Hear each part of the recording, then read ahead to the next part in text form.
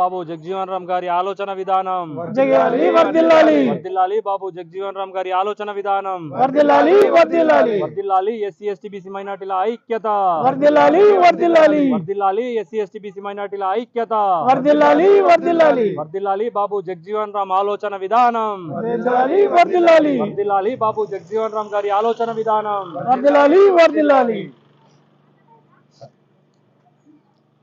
నేడు బాబు జగజీవన్ రామ్ గారి 119వ జయంతి శుభాకాంక్షలు తెలియజేస్తూ ఈరోజు వేల్పూర్ మండల కేంద్రంలోని అమినాపూర్ గ్రామానికి సంబంధించి ఈ 3 రస్తల వద్ద నిర్మించినటువంటి 3 విగ్రహాల మహనీయుల దగ్గర బాబు జగజీవన్ రామ్ గారి జయంతి జరుపుకోవడం చాలా అభినందనీయం.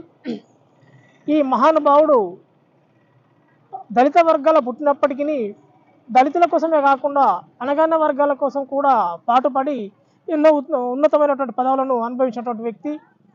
అలా చెప్పుకుంటూ పోతే భారతదేశ ఉప ప్రధానిగా మొట్టమొదటి ఉప ప్రధానిగా చేసినటువంటి డాక్టర్ బాబు జగజీవన్ రామ్ గారు ఆదర్శనీయుడు. ఆయన ఆలోచన విధానాలు కూడా అన్నీ కూడా ఎస్సీ ఎస్టీ బీసీ మైనార్టీల వర్గాలకు సంబంధించినట్టుగా ఉంటాయి. అలాగే ఈయన చేసినటువంటి మంత్రి పదవులలో ఏ మంత్రి పదవి చేస్తే ఆ మంత్రి పదవికి వన్నె తెచ్చినటువంటి వ్యక్తి మన డాక్టర్ బాబు జగజీవన్ రామ్ గారు. ఈయన చైనాతో యుద్ధం జరిగినప్పుడు భారతదేశ రక్షణ శాఖ మంత్రిగా ఉన్నప్పుడు ఈయన ఆ సైనికులు ఎక్కడైతే ఉంటారో ఆ సైనికుల దగ్గరికి పోయి ఆ సైనికుల యొక్క మనోభావాలను ఉత్తేజపరిచి ఆ విజయం సాధించేలాగా తన తోడ్పాటు ఎంతో అందించడం జరిగింది.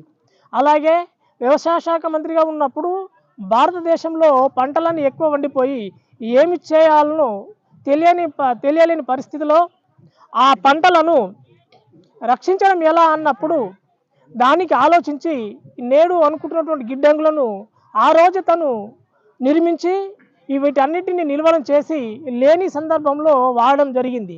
అలా ఆయన చేసినటువంటి గిడ్డంగుల వ్యవస్థనే ఈరోజు మనము వ్యవసాయ మార్కెట్లుగా పిలుచుకుంటున్నాం. అలాగే కార్మిక శాఖ మంత్రిగా ఉన్నప్పుడు కార్మికుల కోసం వాళ్ళకు హక్కులను సాధించి పెట్టినటువంటి వ్యక్తి ఈ డాక్టర్ బాబు జగజీవన్ రామ్ గారు.